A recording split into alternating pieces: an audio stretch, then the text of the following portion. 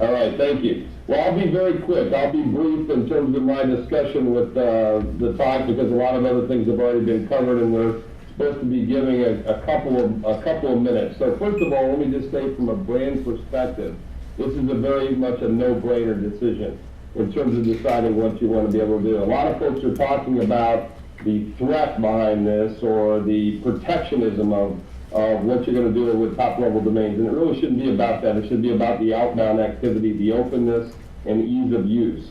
And it's about creating more transparency and uniqueness and awareness, so it's better marketing, better affinity, and allows for a lot of different types of models, which I think is going to be very, very interesting, especially with your channel partners and with your customers to be able to make a more direct connection.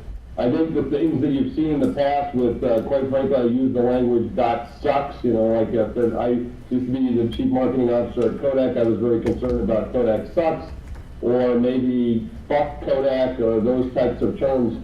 I think with the openness of the domain, it's really going to be different. I was a little worried about the title of this, about, you know, master of our domain. It did sound like a bad Seinfeld episode, but this is really about the good, the bad, and the ugly, I think, for the most part. And a lot of folks are going to talk about those things that are very positive and negative. And I think there's a lot more positive than negative. And you can argue about whether this is good or bad, but the horses are already out of the barn. And now this is about a race. And why do I want to say that? We talked about 4 different categories that most brands are going to be facing.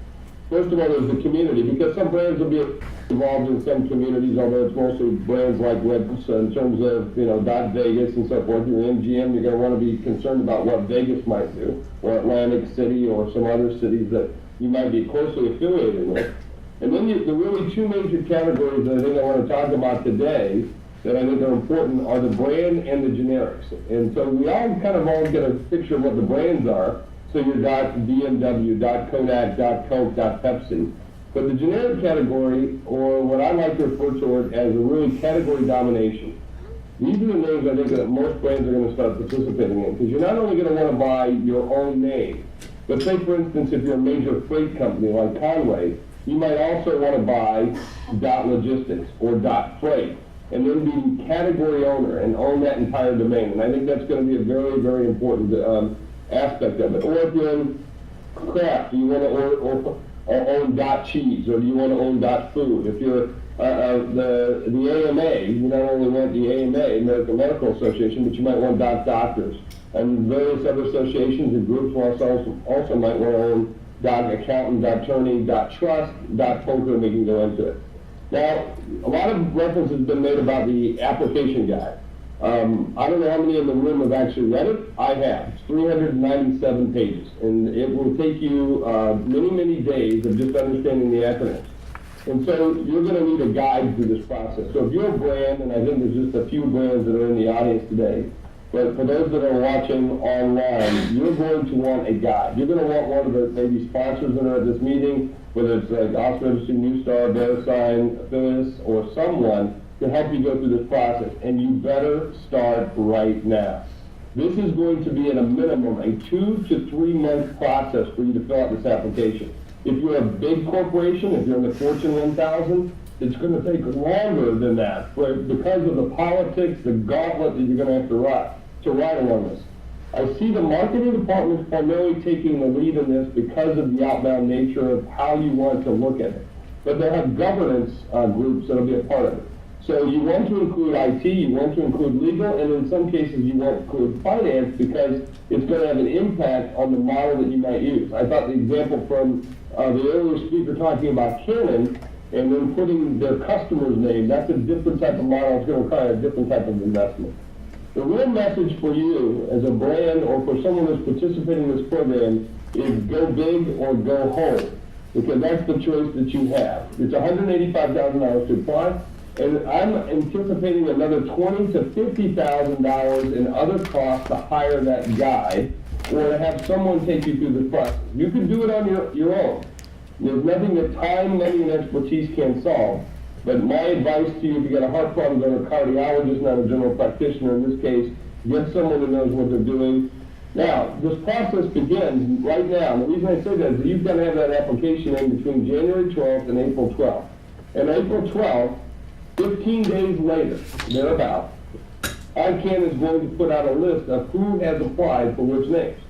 That's when you're going to have the opportunity to back out of some of those categories. So if you bought or thought you put in a license for, say, 10 different categories or 10 different generic names that you might want to have, .banks, .finance, .health, or whatever, then you're going to want to determine who else might be up against you for that bidding process, and you'll have up to 5 days to be able to pull out of that process and at least get a great deal of your money back. And then I think the key thing is, though, if you wait until January the 1st or January the 12th to begin that process, it will be too late for you and you will have missed the opportunity. So, again, my advice to you is start right now, get moving, make it happen right now, jump in this bandwagon, because it is going to be a race, and it'll be a race. I would hate to be the brand, say, for instance, Coke applies and becomes Coke, but Pepsi didn't do it. Someone said it's a guessing game as to what I can do or won't do in terms of opening that window, but let's just use history as a perspective. It would be at least 2 years before you're, if you're the competitor and you didn't get it and you were going to wait on the sidelines. My bet would be that it's at least 2 years. And why would you give your competition a 2-year window? So I've got an associate who's in the audience. If you have more questions of me or for us, we'd be more than happy. Ryan, wave your hand. I can see you sitting out there in the audience, but wave your hand. He's a good-looking guy in the back, and he'll be more than happy to help out and do anything. And also, there's lots of other sites that are out there that are giving you. Beyond.com is a great site that gives you a lot of information on this process, and lots of folks are available. So thanks for letting me participate and be a part of it today, and we're talking about anything. Thank you so much. And then we'll take a much needed break. So we're looking at up to 1,000 or